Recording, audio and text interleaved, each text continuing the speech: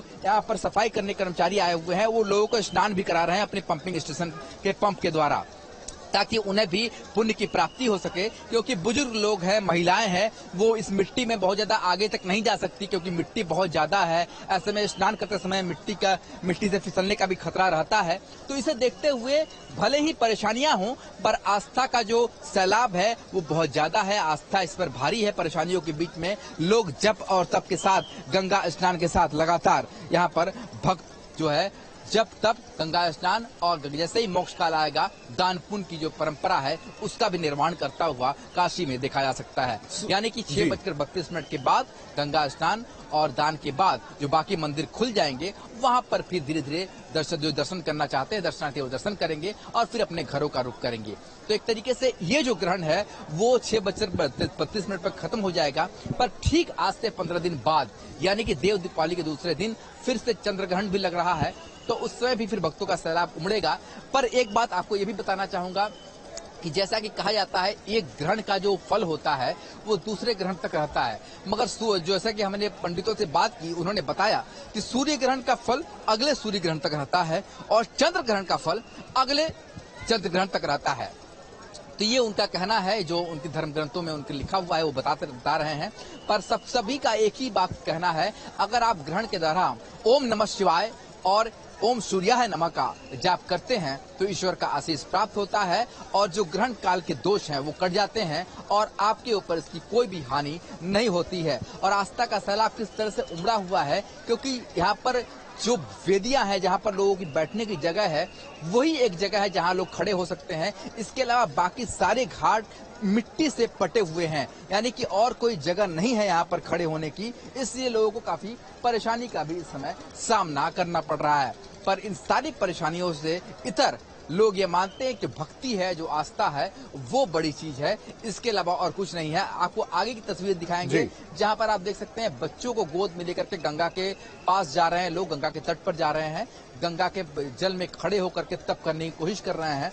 भले ही परेशानी है, बुजुर्ग लोग भी हैं, पर उन सभी का मानना है अगर ईश्वर का आशीष हो, ईश्वर का आशीर्वाद हो तो कोई भी परिस्थिति हो उसमें वो ईश्वर का आशीष जरूर प्राप्त कर सकते हैं। और यही कारण है कि धर्म की इस नगरी में, दुनिया के सबसे पुराने इस जिंदा दिल शहर में लगातार भक्तों का जो सैलाब है वो उमड़ता हुआ दिखाई दे रहा है। हालांकि जो बहुत बुजुर्ग हैं, जो बच्चे स्नान नहीं कर पा रहे हैं, वो पंपिंग स्टेशन के पंप के माध्यम से ही गंगा का जो जल है अपने ऊपर छिड़क कर ही यहाँ से जा रहे हैं। तो लगातार जिसकी जितनी श्रद्धा है, जितनी इसकी शक्ति है, उस हिसाब से लगातार यहाँ पर गंगा के तट पर लगातार जो भक्त हैं वो गंगा स्नान करते हुए दिखाई दे रहे हैं।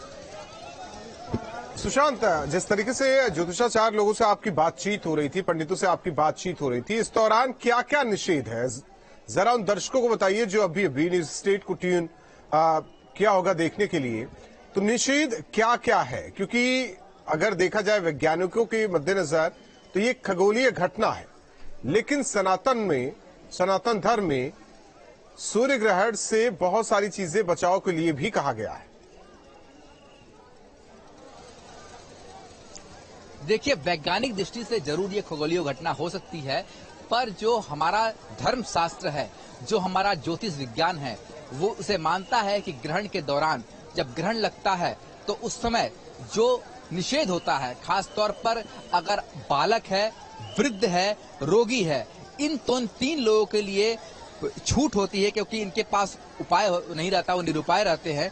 पर जो स्वस्थ है उनके लिए भोजन करना, शौच करना, शयन करना, इन सारी चीजों पे निषेध होता है, कम से कम उस समय तक जब तक ये ग्रहण काल रहता है। खास तौर पर अगर आप नियम की बात करेंगे तो नियम तो ये है, जो सूतक काल लगता है 12 घंटे पहले, सूतक काल से ही अन्न का ग्रहण नहीं करना चाहिए, सिर्फ फलाहार करना चाहिए और तब तक फलाहार पर रहना चाहिए तक ग्रहण काल शुरू होता है। और ग्रहण काल शुरू होते ही फलाहार भी नहीं करना चाहिए, यहाँ तक कि अगर मुमकिन हो तो पानी भी नहीं पीना चाहिए। उस समय सिर्फ और सिर्फ ईश्वर का ध्यान करना ही धर्म ग्रंथों में बताया गया है कि जितना देर का ग्रहण काल होता है, ग्रहण काल चूंकि बहुत लंबा नहीं होता, अभी 4:30 बजे से ग्रहण है, 6:30 बजे तक 6:32 तक है, तो 2 घंटे ईश्वर का ध्यान जो स्वस्थ व्यक्ति है या बालक नहीं है या फिर बहुत ज्यादा वृद्ध नहीं है वो आसानी से कर ही सकता है। इतने देर 2 घंटे लोग बिना पानी पिए भी रह सकते हैं और इसीलिए इस 2 घंटों में सिर्फ जप और तप करने का ही विधान बताया गया है।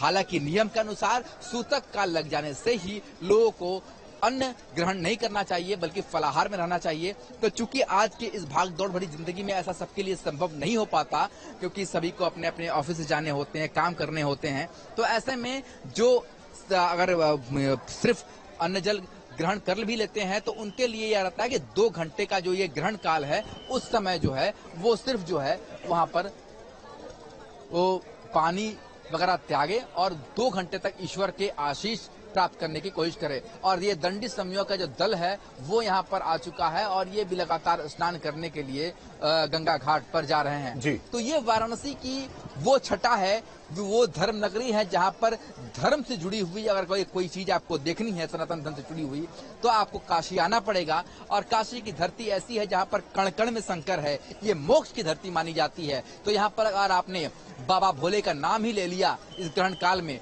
तो आपके ऊपर पुण्य की वर्षा होती है, ग्रहण काल का दोष नहीं लगता है। हालांकि सभी के मन में एक ये इच्छा जरूर थी कि ग्रहण काल के दौरान ग्रहण को अपनी आंखों से देख पाएंगे, पर चूंकि आकाश की तरफ आपको अगर दिखाएं तो चूंकि सूर्यास्त का समय हो गया था, 4:30 बजे का ग्रहण लगा है, तो उस समय जो सूर्य है वो लगभग दृश्यमान नहीं है। सूर्य की रोशनी जरूर हम तक पहुंच रही है पर भगवान भास्कर दृश्यमान नहीं है। इसलिए ग्रहण देखने की जो लोग लालसा से आए थे उन्हें थोड़ी निराशा जरूर हुई है यहाँ पर कि ग्रहण को वो अपनी नंगी आंखों से देख नहीं पाएंगे क्योंकि भगवान भास्कर अस्त हो चुके हैं। हालांकि उनका जो प्रकाश है जो वो अस्त नहीं हुआ है, वो अभी भी बनारस की इस धरती पर दिखाई दे रहा है।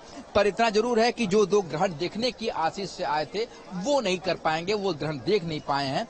पर जब तब स्नान दान का जो सिलसिला है वो बनारस के गंगा घाटों पर लगातार जारी है। हालांकि बाढ़ का पानी अभी भी बढ़ा हुआ है, मिट्टी का अंबार अभी भी घाटों पर दिख रहा है, इसलिए आपको बहुत कम जगह में बहुत ज्यादा भीड़ जरूर नजर आ रही होगी। पर जैसे जैसे मोक्ष काल खत्म होगा ये भीड़ छटती जाएगी। अब आपको तस्वीरों के माध्यम दिखाएंगे जिससे आगे जहाँ पर भीड़ नहीं थी वहाँ पर भी अब लोग। सुशांत, ये तस्वीर आप आगे दिखाइए क्योंकि यहाँ कुछ पलों के लिए रुकते हैं, फिर आपका रुख करते हैं और तस्वीर गंगा घाटों की दर्शकों तक न्यूज स्टेट लगातार पहुंचा रहा है। रुकते हैं कुछ पलों के लिए।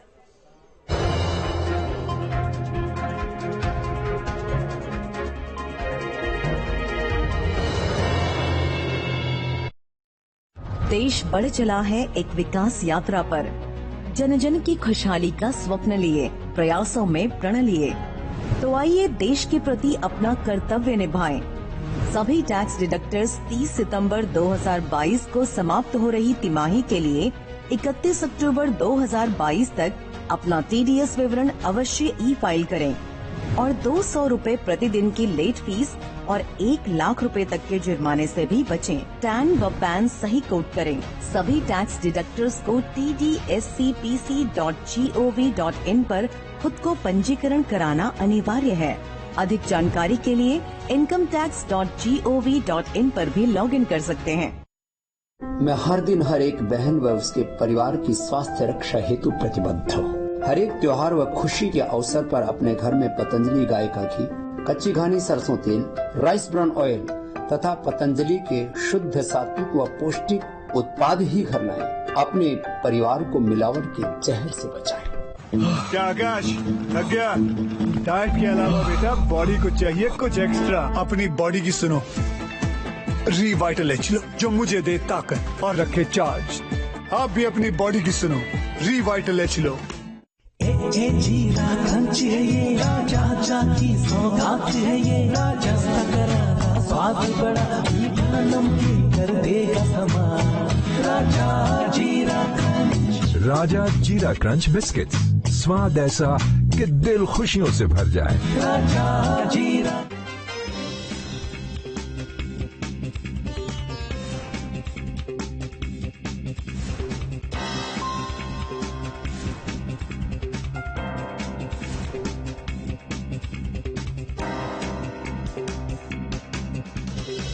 30 दुर्लभ जड़ी बूटियों से निर्मित केशकांति एडवांस हेयर ऑयल बालों को झड़ने से बचाए, नए बाल उगाए व असमय सफेद होने से मुक्ति दिलाए।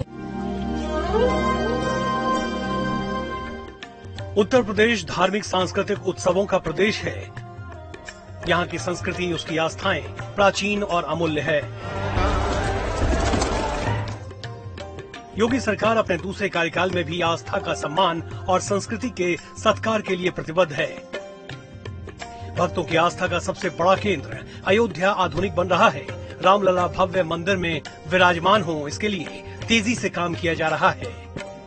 अयोध्या की पावनी सरयू को निर्मल और स्वच्छ बनाने के लिए घाटों का पुनरुद्धार किया गया। मर्यादा पुरुषोत्तम श्री राम हवाई अड्डे का काम भी तेजी से जारी है। अयोध्या पर्यटन के नए आयाम गढ़ रही है।